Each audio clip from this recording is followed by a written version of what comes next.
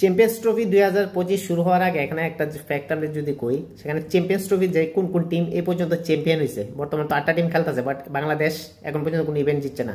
But তাছাড়া বাদ বাকি যে টিমগুলি আছে, যে প্রত্যেকে কিন্তু একটা না একটা ইভেন্টটা আছে তাদের।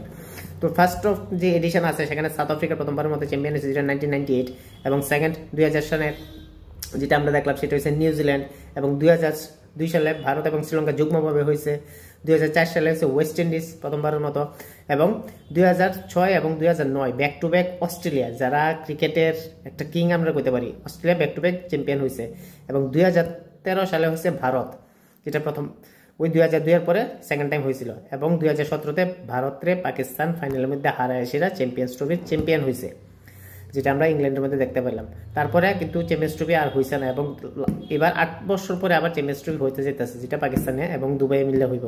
দেখা যাক এবার চ্যাম্পিয়ন কে হইব। আপনারা কি করতেছেন, কে চ্যাম্পিয়ন হইতে পারে, ভারত, পাকিস্তান বা অন্য কোনো টিম?